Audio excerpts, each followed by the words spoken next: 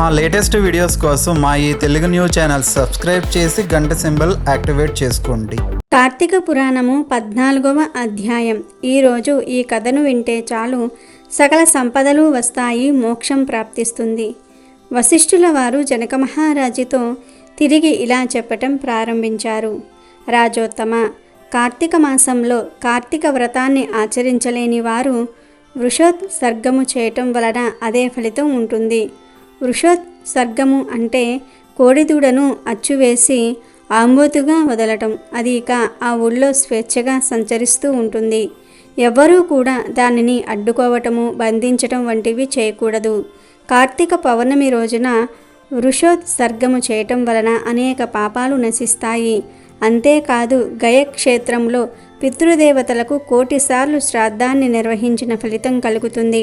అందువలన కార్తీక పౌర్ణమి రోజున ఇలా చేయటం మంచిదని జనక మహారాజుతో వశిష్ఠ మహర్షి చెప్తాడు. ఇక కార్తీక పౌర్ణమి రోజున వివిధ రకాల ఫలాలను దానం చేయాలి. ఉసిరికాయను దానం చేసిన అనంతమైన పుణ్య ఫలితాలు కలుగుతాయి, చేకూరతాయి. కార్తీకంలో ఉసిరికాయలు విరివిరిగా దొరుకుతూ ఉంటాయి కనుక ఉసిరికాయను దానం చేసే అవకాశాన్ని ఎలాంటి పరిస్థితుల్లోనూ కూడా వదులుకోకూడదు అని చెప్తూ ఉంటాడు. ఇక ఈ మాసంలో శివలింగమును దానం చేయవచ్చును. శివలింగమును దానం చేయటం వలన అనేక జన్మలుగా వెంటాడుతూ వస్తున్న పాపాలు పటాపంచలవుతాయి, అనేక దోషాలు పోతాయి. అందువలన శివలింగ దానం చేయాలి. కార్తీక మాసంలో సాధ్యమైనంత వరకు ఇతరుల ఇళ్లల్లో భోజనం చేయకపోవటమే మంచిది. శ్రాద్ధములకు భోక్తగా వెళ్ళటము, నువ్వుల దానం పెట్టటము వంటివి చేయకూడదు. అలాగే వెళ్ళరాని చోట్లకు వెళ్ళటము, తినరానివి తినటం వంటివి కూడా చేయకూడదు. ఆచారం పాటించని వారి ఇంట, అపరిశుభ్రంగా ఉన్నటువంటి చోట ఆహారము తీసుకోకూడదు. ఇక ఏకాదశి రోజున 2 పూటలా భోజనము చేయకూడదు. ముఖ్యంగా కంచు పాత్రల్లో భోజనం చేయకూడదు. ఈ మాసంలో సాధ్యమైనంత వరకు నదీ స్నానమే చేయాలి. అందుకు కుదరనప్పుడు చెరువుల్లో, కాలువలలో స్నానం చేయవచ్చును. ఆ వీలు కూడా లేనప్పుడు బావి నీటిని గంగతీర్థంగా భావించి స్నానం చేయవలసి ఉంటుంది. ఆరోగ్యవంతులు చన్నీటి స్నానం చేయవలసి ఉంటుంది. అలాంటి వారు వేడి నీటితో స్నానం చేయటం వలన కళ్ళుతో స్నానం చేసినట్టుగా అవుతుంది. ఉదయం వేళల్లోనూ సాయంత్రం వేళల్లోనూ దైవారాధన మరవకూడదు. పగటి నిద్రకు దూరంగా ఉంటూ శివకేశవులను ఆరాధించాలి.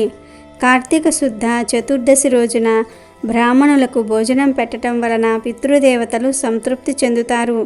కార్తీక మాసంలో ఈ విధి విధానాలు పాటించటం వలన సమస్త పాపాలు ధ్వంసమవుతాయి, ఉత్తమ గతులు కలుగుతాయని వశిష్ఠుడు జనక మహారాజుకు చెప్తాడు. ఇట్లు స్కాంద పురాణాంతర్గత వశిష్ఠ ప్రోక్త కార్తీక మహత్యమందలి 14వ అధ్యాయము 14వ రోజు పారాయణము సమాప్తము. కార్తీక పురాణము 15వ అధ్యాయం. ఈరోజు ఈ కథను వింటే చాలు చేసిన పాపాలన్నీ కూడా పోయి అక్షయ పుణ్యం కలుగుతుంది. వశిష్ఠుల వారు జనక మహారాజుతో మరలా ఇలా చెప్పటం ప్రారంభించారు. జనక మహారాజా, కార్తీక మాసంలో దీపం వెలిగించటం వలన అనేక పాపాలు నశిస్తాయి. దీపం వెలిగించటం వలన పుణ్యరాశి పెరుగుతూ పోతుంది. అందువలన శివాలయాలలోనూ విష్ణు సన్నిధిలోనూ దీపాలను తప్పకుండా వెలిగించుకోవాలి. ఆవు పాలు పితకడానికి ఎంత సమయం పడుతుందో అంతవరకైనా సరే ఆ దీపం వెలగాలి. ఒకరు వెలిగించిన దీపం కొండెక్కితే ఆ దీపాన్ని తిరిగి వెలిగించటం వలన కూడా ఎంతో పుణ్యం కలుగుతుంది. అందుకు ఉదాహరణగా జనక మహారాజుకు వశిష్ఠ మహర్షికి ఒక కథ చెప్పటం మొదలు పెడతాడు. పూర్వం సరస్వతీ నదీ తీరంలో శిథిల వ్యవస్థలో ఉన్న ఒక విష్ణు ఆలయం ఉండేది. ఆలయం శిథిలమై ఉండటం వలన భక్తులు వచ్చేవారు కాదు. అలాంటి పరిస్థితుల్లో ఒక యతీశ్వరుడు ఆ ఊరికే వస్తాడు. నదీ తీరంలో శిథిలమైన విష్ణుమూర్తి ఆలయాన్ని చూస్తాడు. అది ఉపయోగంలో లేని కారణంగా తాను అక్కడ ఉండవచ్చునని అనుకుంటాడు. ఆలయం అంతటా శుభ్రం చేసుకొని తనతో తెచ్చుకున్న కొద్దిపాటి సామాగ్రి అందులో పెట్టుకుంటాడు. రాత్రి వేళల్లో వెలిగించుకోవటం కోసం ఊళ్ళోకి వెళ్ళి ప్రమ్మిదలు, నూనె, ఒత్తులు తెచ్చుకుంటాడు. ఆ దేవాలయంలో ఆయన ధ్యానం చేసుకుంటూ తన జీవనాన్ని కొనసాగిస్తూ ఉంటాడు. ఎక్కువగా ధ్యానంలోనే సమయాన్ని గడుపుతూ ఉంటాడు. ఒక కార్తీక మాసంలో ఆలయంలో ఆయన దీపాలు వెలిగించి ధ్యానంలోనికి వెళ్తాడు. అలాంటి సమయంలోనే ఆహారాన్ని వెతుక్కుంటూ ఒక ఎలుక ఆలయంలోనికి వస్తుంది. ఆహారం కోసం అటూ ఇటూ తిరుగుతూ ఉన్న ఆ ఎలుకకు నూనె వాసన వస్తుంది. అప్పటికే కొండెక్కిన దీపం దగ్గరకు ఆ ఎలుక వెళ్తుంది. నూనెతో ఉన్న ఆ వత్తిని నోట కరుచుకుని వెనుదిరుగుతుంది. అప్పుడే దానికి రెండవ దీపం కనిపిస్తుంది. అందులోని ఒత్తిని కూడా తీసుకుని వెళదామనుకుని దగ్గరకు వెళ్తుంది. దీపం వెలుగుతూ ఉండటం వలన దానికి సెగ తగలటంతో తన నోటిలోని ఒత్తిని కూడా వదిలేస్తుంది. ఆ ప్రమిదలో పడిన ఆ ఒత్తి దీపం అంటుకుని వెలుగుతుంది. యతీశ్వరుడు వెలిగించిన దీపం కొండెక్కితే తిరిగి ఆ దీపాన్ని వెలిగించిన పుణ్యం ఆ ఎలుకకు వస్తుంది. ఆ పుణ్య ఫలితం కారణంగా ఆ ఎలుక దివ్యమైన పురుషుడి శరీరాన్ని ధరిస్తుంది. ధ్యానంలో నుంచి బయటకు వచ్చిన యతీశ్వరుడికి ఎదురుగా దివ్యమైన శరీరాన్ని ధరించిన ఒక పురుషుడు కనిపిస్తాడు. అప్పుడు ఆ యతీశ్వరుడు ఆ దివ్య పురుషుడితో, ఎవరు నువ్వు, ఇక్కడికి ఎందుకు వచ్చావు, ఏం కావాలి అని అడుగుతాడు.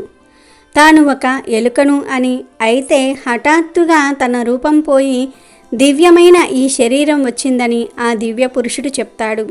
అందుకు కారణం కూడా తనకు తెలియటం లేదని అంటాడు. యతీశ్వరులే అందుకు కారణం తెలుపాలని కోరతాడు. అప్పుడు ఆ యతీశ్వరుడు దివ్య దృష్టితో చూస్తాడు. అలా దివ్య దృష్టితో చూసిన యతీశ్వరుడికి ఎలుక పూర్వజన్మ గురించి తెలుస్తుంది.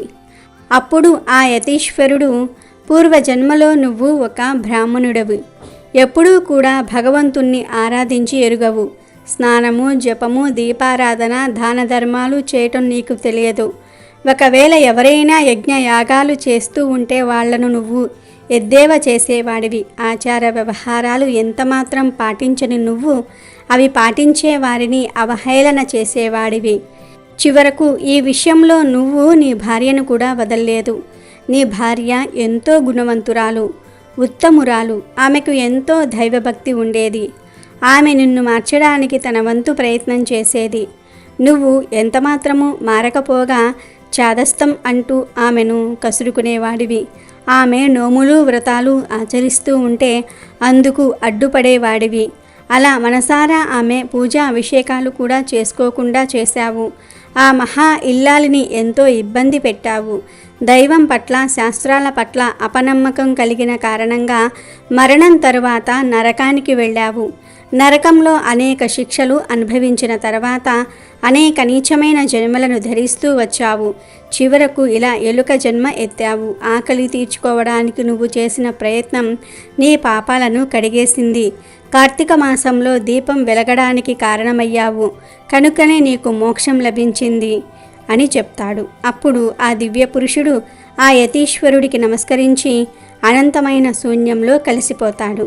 కార్తీకంలో ఇతరులు వెలిగించిన దీపం కొండెక్కినప్పుడు తిరిగి అది ప్రకాశించేలాగా చేస్తే అంతటి పుణ్యం కలుగుతుందని జనక మహారాజుతో వశిష్ఠ మహర్షి చెప్తాడు.